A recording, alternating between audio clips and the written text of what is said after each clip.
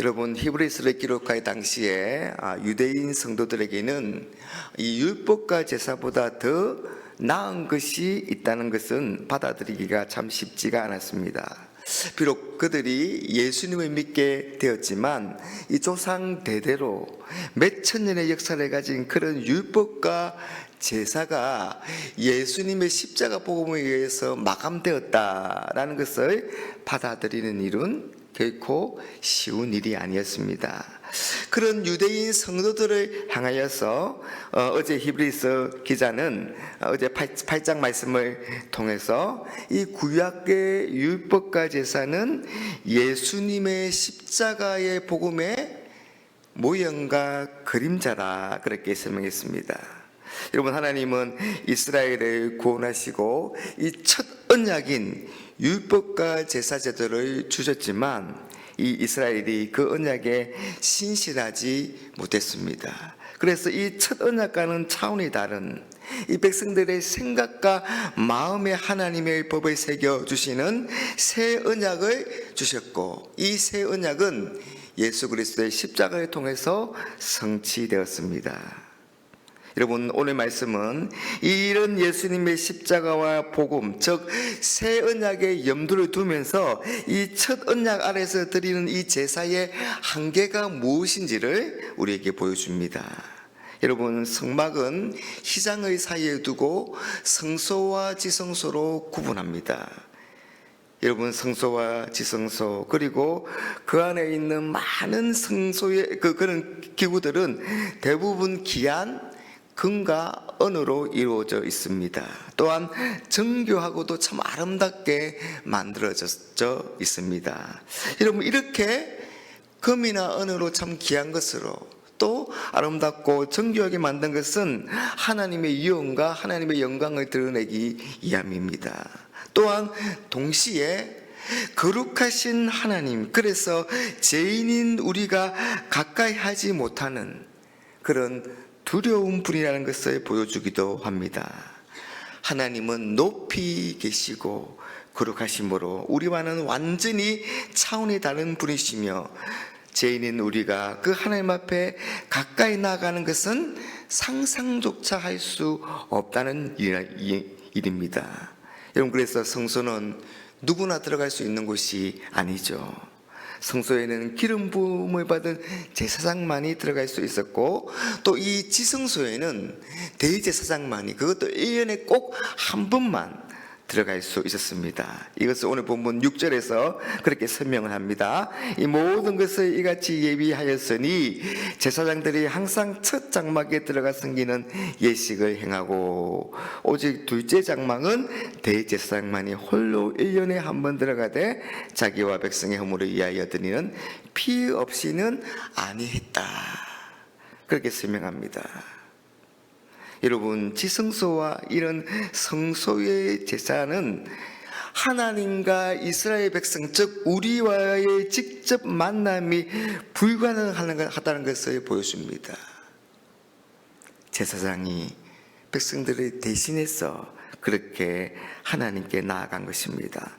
뿐만 아니라 이런 예물과 제사를 매번 드려야 하는 것이므로 하나님의 백성의 양심을 온전하게 할 수 없었습니다. 여러분, 구약의 제사는 임시적이고 불완전한 것입니다. 한계를 가지고 있었습니다. 여러분, 그래서 8절에 보면 성령이 이로써 보이신 것은 첫 장막이 서 있을 동안에는 성소에 들어가는 길이 아직 나타나지 아니한 것이라. 첫 언약 아래에 있는 이 제사의 한계, 특히 하나님 앞에 자유롭게 나가지 못하는 이 사실을 깨달으라, 그렇게 말하고 있는 겁니다. 자, 그러면 여러분, 이런 구약의 제사는 어떤 의미가 있을까요? 그건 현재까지의 비유라는 것입니다. 여러분, 구약의 제사는 예수님의 십자가를 통해서 이 구원의 역사를 완성하시기 전까지의 비유인 것입니다. 여러분, 성막이나 성소는 실제로 하나님이 계신 곳이 아닙니다. 하나님의 임재를 상징하는 그런 곳이지요. 우리는 성막과 성전 그리고 이런 제사제들을 통해서 하나님이 우리 가운데 어떻게 임하시고 하나님이 어떻게 그 권능을 나타내시며 어떻게 우리에게 은혜를 베푸시는가를 배울 수 있는 겁니다.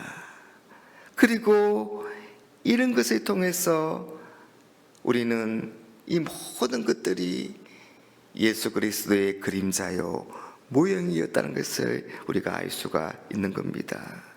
여러분, 하나님께서 성막을 지으시고 오직 기름 부음을 받은 대제사장만이 지성소에 들어가게 하신 것은 후에 오시는, 나중에 오시는 큰 대제사장이신, 참 대제사장이신 예수님께서 우리의 죄를 대속하실 것을 미리 보여주고 미리 알려주는 것입니다. 여러분, 그래서 예수님이 십자가에서 돌아가셨을 때 여러분, 이 성소의 휘장이 위에서부터 아래로 그렇게 찢어집니다. 여러분, 그렇게 되었다는 것은 이제는 예수님의 십자가의 구속으로 하나님과 우리 사이에 막혔던 길이 활짝 열리게 되었다는 것을 우리에게 말해줍니다. 히브리서 10장 20절에 보니까 그 길은 우리를 위하여 휘장 가운데로 열어놓으신 새로운 살 길이요 휘장은 곧 그의 육체니라. 사랑하는 여러분, 예수님의 십자가의 복음은 여러분 단 하루의 사건이 아닙니다.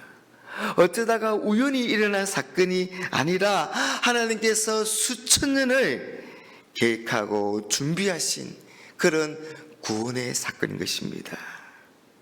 하나님께서 수천 년이 넘는 세월 동안 성소를 통해서 하나님을 계시하시며 대제사장만이 지성소에 들어가서 모든 백성의 죄를 속하게 하신 것은 자기 백성인 우리를 사랑하셔서 우리를 구원하시기 위한 그 하나님의 구원의 계획을 진행하시기 위함인 것입니다. 이런 거대한 하나님의 구원의 역사의 흐름이 바로 예수 그리스도의 십자가를 통해서 우리에게 이루어진 것입니다. 그래서 우리가 하나님의 백성이 된 것입니다. 여러분, 이런 하나님의 섭리와 이런 하나님의 계획을 우리가 생각하고 묵상하면 감사와 감격을 느낄 수밖에 없고 찬양하지 않을 수 없는 겁니다. 여러분, 전에는 우리가 하나님과 직접 만날 수가 없었습니다. 오직 제사장들을 통해서만 가능했습니다. 그래서 성소의 휘장이 가로막혀 있었죠. 그러나 예수님의 십자가 후로는 우리가 직접 하나님께 나가는 길이 열린 것입니다. 여러분, 이제 더 이상 이 첫 언약 때에 그런 성소가 이제 필요 없게 된 것입니다. 왜냐하면 성령님을 모시고 있는 우리가 성소이기 때문입니다. 우리의 마음이 곧 지성소이기 때문입니다. 여러분, 우리는 특별한 시기, 특별한 사람, 특별한 방법을 의존하지 않더라도 언제 어디서나 직접 하나님 앞에 나아갈 수가 있습니다. 우리 안에 계신 성령님을 힘입어서 예수 그리스도의 이름으로 언제 어디서나 하나님 앞에 나가게 된 것입니다. 그러니 여러분, 우리는 새 언약이라는 예수님의 십자가 복음이라는 최고의 은혜, 최고의 선물을 받은 것입니다. 여러분, 우리가 최고로 기쁘고 최고로 좋을 때 이런 표현을 사용하잖아요. 이보다 더 좋을 수는 없다. 여러분, 우리가 이런 표현을 사용하지 않습니까? 여러분, 그렇습니다. 우리에게는 예수님보다 더 좋은 분은 없는 겁니다. 예수님으로 충분한 것입니다. 예수님이 최고의 은혜이며 예수님이 최고의 선물인 것입니다. 그런 최고의 은혜, 그런 최고의 선물을 받은 사람으로서, 그런 복받은 사람으로서 여러분, 오늘도 우리가 하나님의 은혜 보좌 앞에 담대하게 나아가서 우리 하나님 주시는 놀라운 축복과 은혜를 계속해서 받아 누리는 그런 저와 여러분 되시기를 주님의 이름으로 축복합니다.